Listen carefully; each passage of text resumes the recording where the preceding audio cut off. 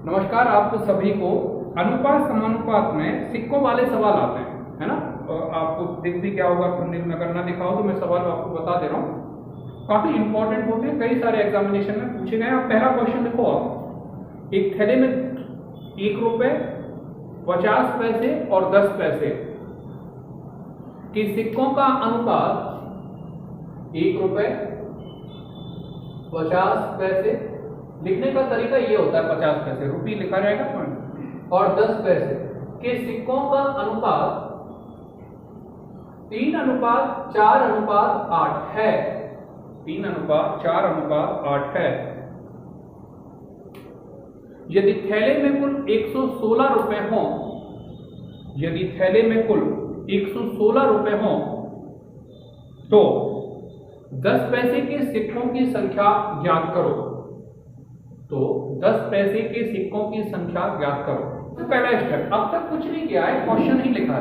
पहला स्टेप होता है इसका गुणा करना। 3 रुपए का गुणा करेंगे तो ये हो जाएगा 3 रुपए। 98 में 4 का गुणा करेंगे तो ये हो जाएगा 2 रुपए और ये हो जाएगा 80 पैसे। कितना पैसे हो जाएगा? 80 पैसे। इस प्रकार से थैले में कुल कितने रुपए हो जाएंगे? 5 रुपए 80 पैसे। 5 रुपए कितने हो जाएंगे? 80 पैसे। अब उसने क्या कहा कि भाई थैले में कुल 116 रुपए हो। क्या कहा उसने? थैले में कुल कितने रुपए हो? 116।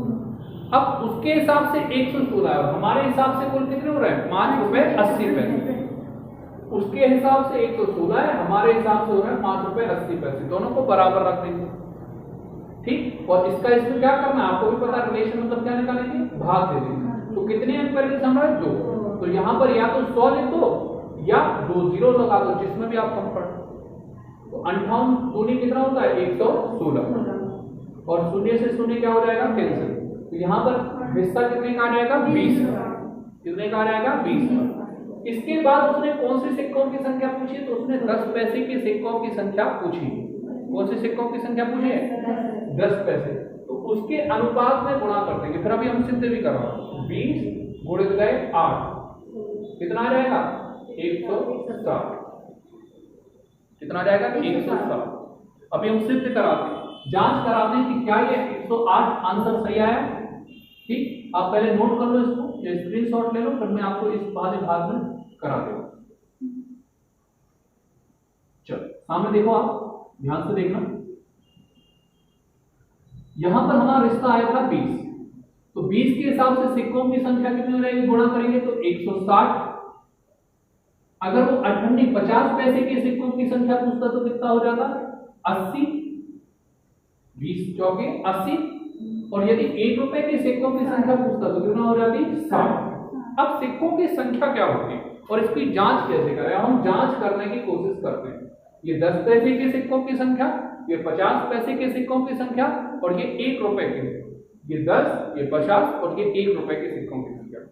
अब आप जरा समझो, 1 रुपए के 60 सिक्के कितने रुपए बनाएंगे? 60 ही रुपए बनाएंगे, सही बात है। और 80, ये क्या है? 80 अठन्नी है, 80 अठन्नी मिलकर कितने रुपए बनाएंगे? 40 रुपए, क्योंकि 2 50 पैसे मिलकर 1 रुपए बनाते हैं।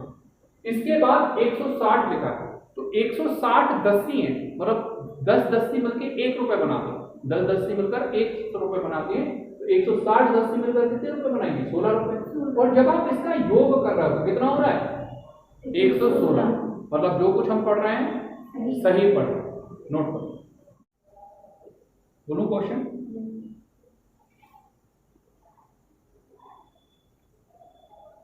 एक थैले में 1 रुपए 50 पैसे और 25 पैसे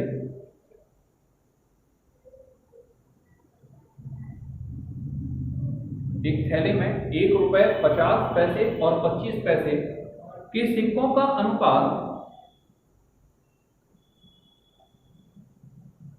3:8:16 है। 3:8:16 है।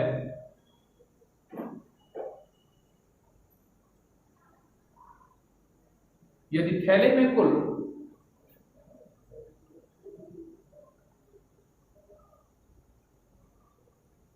1210 रुपए हो, यदि थैले में कुल 1210 रुपए हो तो 50 पैसे के सिक्कों की संख्या ज्ञात करो। तो 50 पैसे के सिक्कों की संख्या ज्ञात करो।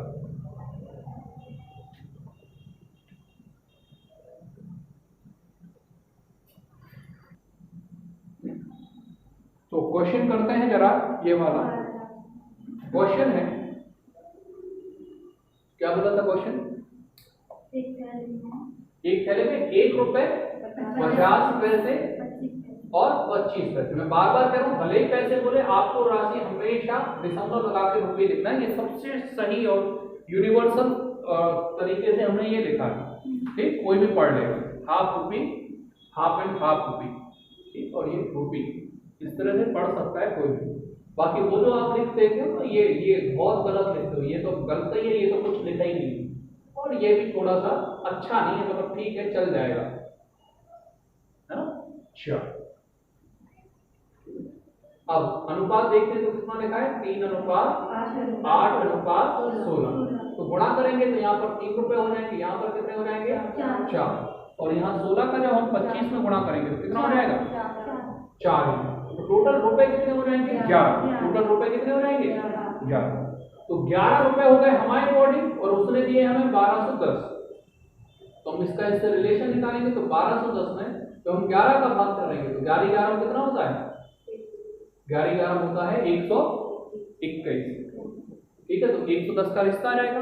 अब उसने कौन से सिक्कों की संख्या पूछी? जिसकी भी पूछी उसके अनुपात में गुणा करना। आप यहाँ गुणा करोगे तो 440 आपको विकल्प में मिलेगा। ये गया पेपर। अच्छा, भिचकियां, खड़ा, यस, है ना? आपकी नौकरी ये रखी थी, ये अपनी नौकरी हो गया पेपर। अच्छा, आपको ध्यान रखना, पेपर सबके अच्छे जाते हैं। रिजल्ट तो गुणा करते हैं, 8 को गुणा करेंगे तो कितना आ जाएगा? 880। 880। एक थैले में 2 रुपए, 1 रुपए और 50 पैसे। एक थैले में 2 रुपए, 1 रुपए और 50 पैसे। 2 रुपए, 1 रुपए और 50 पैसे के सिक्कों का अनुपात 5:7:6 है। 5:7:6 है।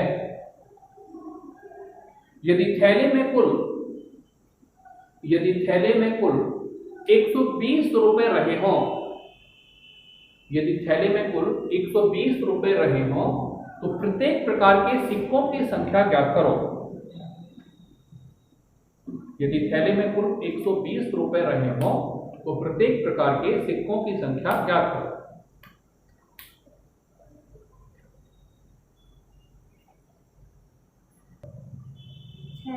देखते हैं ये क्वेश्चन। सबसे पहले हमारा जो काम है वो हमको पता है, गुणा करेंगे तो यहाँ पर आएगा 10, 1 7 7 और यहाँ पर 3 अठन्नी मिलकर बनाएंगे 3 रुपए। तो टोटल जब हम गुणा करेंगे तो टोटल कितना हो जाएगा? 20। 10 7 17 और 3 और टोटल रुपए कितने हैं? 130। भाग देंगे तो कितना आएगा? 6। कितना आएगा? 6। और जैसे ही 6 आएगा तो आप अनुपात में गुणा कर लेंगे। कौन से प्रकार के सिक्कों की संख्या पूछी है? कौन से सिक्के? प्रत्येक प्रकार की। इसका निकाल लेंगे, 6 पंची कितना हो जाएगा? 30। अभी मैं बताऊंगा इसका आंसर 120 ही आना चाहिए। 6 पंची कितना हो जाएगा? 30 और 6 7 42 और 6 में गुणा करो तो 6 6 36।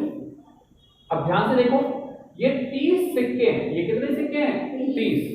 2 रुपए के 30 सिक्के कितने रुपए बनाएंगे? 2 रुपए के 30 सिक्के कितने रुपए बनाएंगे? 60। कितने बनाएंगे? 60।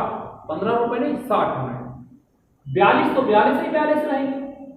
36 अठन्नी बोल के कितने रुपए बनाएंगे? 18। कितने बनाएंगे? 18। तो ये हमने जांच भी कर ली कि जो कुछ हमारा आ रहा है आंसर तो आपका ये है, प्रत्येक प्रकार के सिक्कों की संख्या 30 42 36। जांच अगर करोगे तो टोटल इनका योग करोगे तो टोटल योग कितना हो रहा है? 120। मतलब सर जो पढ़ा रहे हैं सही पढ़ा रहे हैं, सही के सिवा बहुत अच्छा पढ़ा रहे हैं। एक थैली में 5 रुपए, 2 रुपए और 1 रुपए के सिक्कों का अनुपात, एक थैले में 5 रुपए, 2 रुपए और 1 रुपए के सिक्कों का अनुपात 2:5:3 है। 2:5:3 है।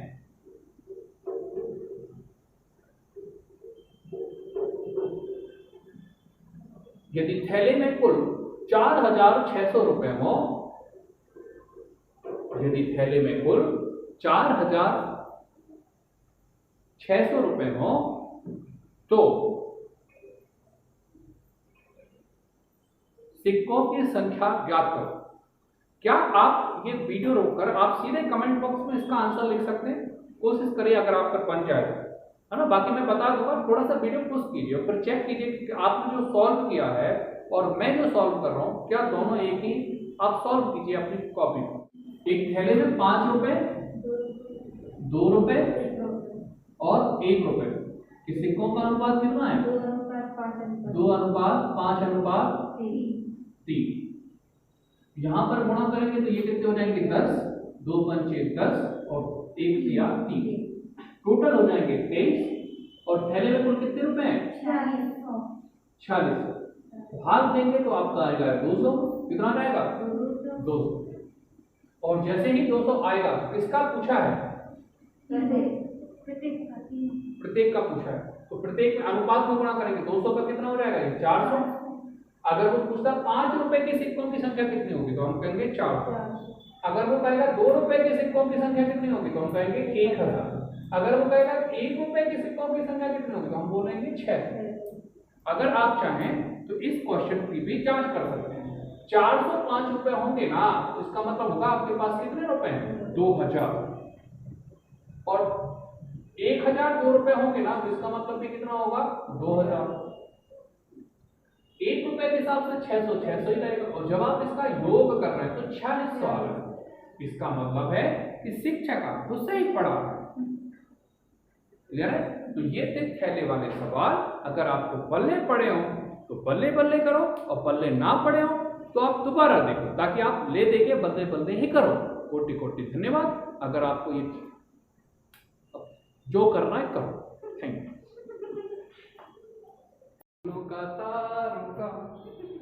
सबका कहना है 1000 में मेरी बहना है, सारी उम्र हमें संग रहना है। फूलों का तारों का